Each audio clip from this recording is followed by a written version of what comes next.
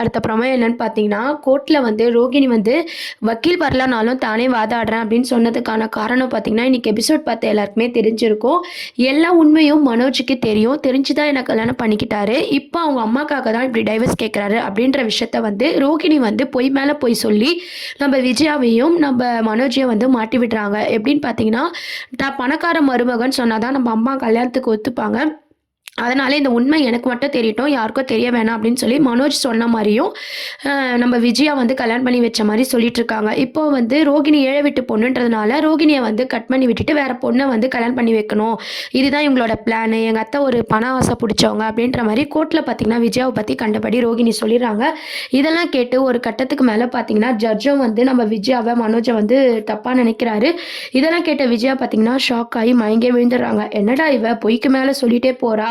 நம்மளால முடியாது சாமி அப்படின்ற மாரி நம்ம விஜயா பார்த்தீங்கன்னா மயங்கி விழுந்துடுறாங்க. இன்னைக்கு வந்து என்னோட தீர்ப்ப நான் வழங்க முடியாது அப்படின்ற மாரி ஜட்ஜும் சொல்லிறாரு. தள்ளி வைக்கிறாரு. எவ்வளோதான் நியாயம் வந்து முத்து மீனாவும் வந்து எடுத்து சொன்னாலும், நம்ம ரோகிணியோட பெர்ஃபார்மன்ஸ் பார்த்தீங்கன்னா, ரோகிணி பக்கம் தான் நியாயம் இருக்கிற மாரி காமிச்சிருப்பாங்க. ஜட்ஜே வந்து குழம்பி வந்து தள்ளி வச்சுறாங்க. வீட்டுக்கு போனதும் பார்த்தீங்கன்னா, நம்ம விஜயா வந்து எல்லா உண்மையும் உனக்கு தெரியுமா? அப்படின்னு சொல்லி மனோஜே வந்து சந்தேகப்பட்டு கேட்குறாங்க. அந்த அளவுக்கு ரோகிணியோட பெர்ஃபார்மன்ஸ் இருந்துச்சு.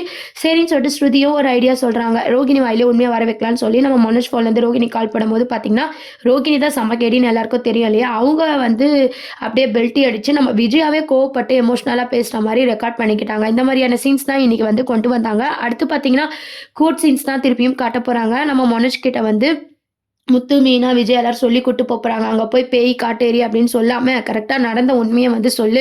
ஃபர்ஸ்ட்டு நீ அவள பேசவே வைக்காத. அவ பேசினா தான் நீ குழம்பிடுற அப்படின்ற மாரி மனோஜ்க்கு எல்லாரும் சொல்லிக் குடுத்து கூட்டு போறாங்க. இருந்தாலும் பார்த்தீங்கன்னா, நம்ம ரோகிணிய பத்தி தான் தெரியும்ல. அதனால முத்து, மீனா பார்த்தீங்கன்னா, உஷாரா இருக்கணும். இல்லன்னா இது மாமியார் கொடுமைன்னு மாத்தி நம்ம ரோகிணி என்ன வேணாலும் பண்ணுவா அப்படின்ற மாரி இவங்க ஒரு பக்கம் பிளான் போடுறாங்க. அடுத்த கோர்ட்ல என்ன ஆகப் போகுது? நம்ம முத்து, மீனா ஜெயிக்க போறாங்களா? இல்ல ரோகிணி தான் ஜெயிக்க போறாங்களா? இதுக்கு நடுவுல விஜயாவும், மனோஜும் எப்படிலாம் வந்து சமாளிக்க போறாங்க? இதெல்லாம் தான் அப்கமிங் ப்ரோமோவா இருக்கு. என்ன ஆக போகுதுன்னு சொல்லி வெயிட் பண்ணி பார்க்கலாம். தேங்க்ஸ் ஃபார் வாட்சிங்.